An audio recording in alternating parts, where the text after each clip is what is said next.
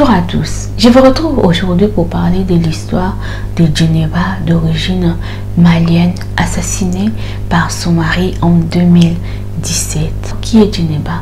Djeneba est née le 24 juin 1979 au Mali. Elle travaillait comme technicienne d'élevage à Bamako. Et en 2006, elle rencontre celui qui deviendra son mari et en même temps son assassin, Jean-Paul Gouzou, un Français de 30 ans, son aîné, en voyage en Afrique. Ici en France, Jean-Paul est éleveur de bovins. Les couples ont vécu en relation à distance pendant 2 ans.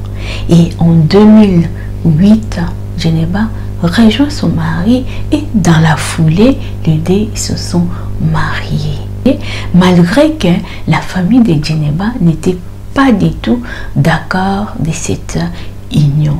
Il faut dire aussi que Djeneba n'était pas née dans une famille pauvre. Sa famille n'était pas riche, mais sa famille avait une bonne situation. Donc, il ne voyait pas pourquoi Djeneba se mettrait en couple avec un vieux monsieur. Et dans cette union naissent 3 enfants, un garçon et 2 petites filles.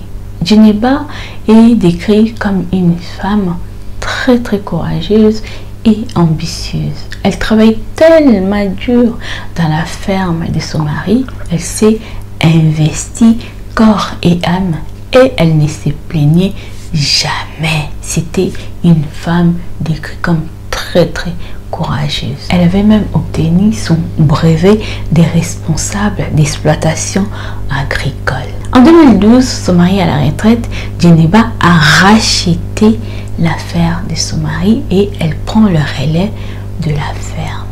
Elle a commencé à travailler et son mari l'accompagnait étant donné que lui connaissait un peu plus de choses que Djeneba. Alors ils ont continué. Dans l'apparence, tout le monde voyait que les couples allaient bien. Mais Djeneba, avec le temps, avait remarqué un côté misogyne de son mari. Selon une amie de Djeneba, Djeneba lui disait que son mari la maltraitait physiquement et psychiquement.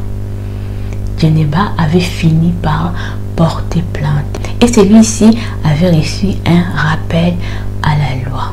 En 2012, les juges des affaires familiales avaient fini par délivrer une ordonnance qui interdit Jean-Paul de rentrer en contact avec Djeneba, sauf au moment de lui rendre les enfants ou bien au cas où Djeneba avait des questions à lui poser concernant la ferme.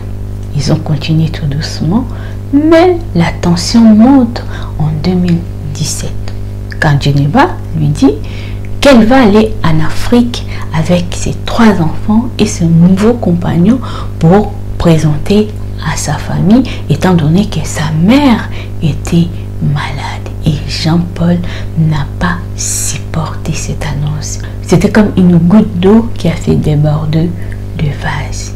Il a appelé les juges pour demander aux juges d'interdire ce voyage. Alors, ils ont refusé. Le juge a refusé. Djeneba a maintenu son voyage au Mali. Mais 4 jours avant leur départ, un matin, Djeneba a déposé ses enfants à l'école. Ensuite, elle s'est dirigée au travail comme tous les matins. Et à son arrivée, elle a reçu 3 coups de fusil de la part de son mari. Et celui-ci a appelé la police en leur disant que c'était le seul moyen pour lui d'empêcher Djeneba de se rendre au Mali avec les enfants. Et si c'était à refaire, il le fera pareil, même si il est malheureux. Il est condamné à 25 ans de prison. Mais il avait déjà 70 ans. Est-ce qu'il va vivre jusqu'à 95 ans en prison? C'est très triste cette histoire. Djeneba a laissé derrière elle 3 enfants orphelins un garçon de 7 ans à l'époque, 5 ans et 4 ans. Cette histoire est vraiment très très triste. Apparemment, il vivait avec elle comme si c'était pas sa femme en fait. Vous savez, dans des petits villages d'éleveurs, tout le monde connaît un peu l'histoire de tout le monde. Geneva avait trouvé aussi quelqu'un dans le même village. Et le voyage au Mali, c'était juste une goutte d'eau qui a fait déborder les vases. Voilà.